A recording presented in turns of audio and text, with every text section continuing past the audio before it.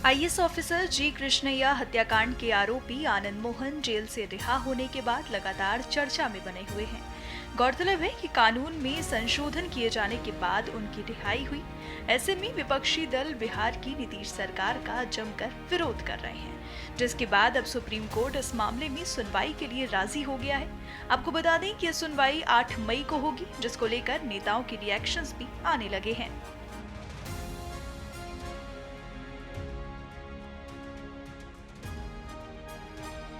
अभी तो Patna high court में और सुप्रीम कोर्ट दोनों जगह लोकहित याचिका दाखिल हुई है।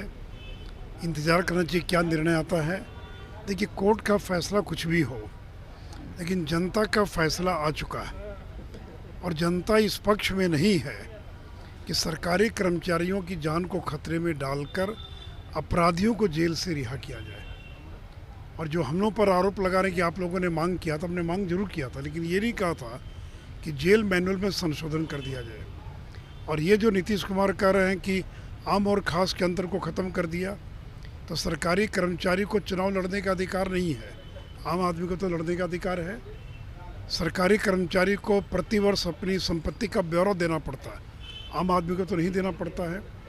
सरकारी दफ्तर में अगर घुस कर कोई बाधा पैदा करता सरकारी काम में, तो धारा 353 आईपीसी के तहत उसकी गिरफ्तारी होती है।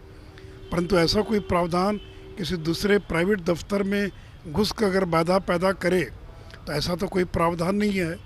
प्रिवेंशन ऑफ करप्शन एक्ट की अंतर्गत अगर कोई सरकारी कर्मचारी पर भ्रष्टाचार का आरोप लगता है, तो मुकदमा चलाने के पहले उसके वरीय अधिकारी से अनुमति लेनी पड़ती है।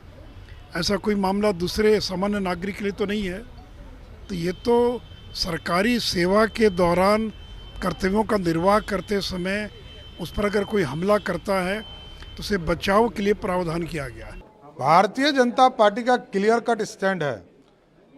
बिहार भारतीय जनता पार्टी या देश भारतीय जनता पार्टी किसी अपराधी का समर्थक नहीं हो सकता। अपराधी का खिलाफ करेंगे और अपराधी के विरुद्ध ही रहेंगे, यह स्पष्ट है।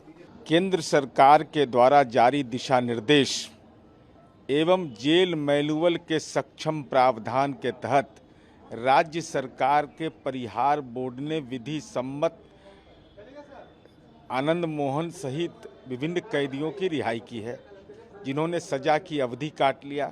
आम और खास जो अंबेडकर जी का संविधान है उसके तहत उसकी दूरी को ख़त्म किया है। अभी माननीय न्यायपालिका का प्रक्षेत्र है, न्यायपालिका इस पर विचार करे, लेकिन राज्य सरकार ने जो भी किया है वो विधि सम्मत किया और राज्य सरकार मजबूती से अपना पक्ष रखेगी।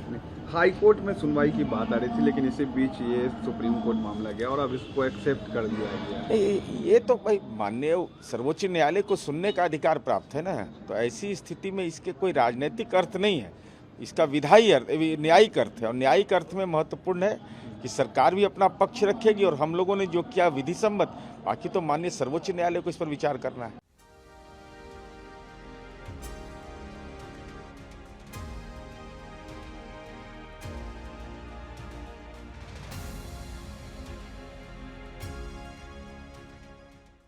हमसे जुड़े रहने के लिए हमारे YouTube चैनल को सब्सक्राइब करें और नई वीडियो की नोटिफिकेशन के लिए बेल आइकॉन को दबाएं।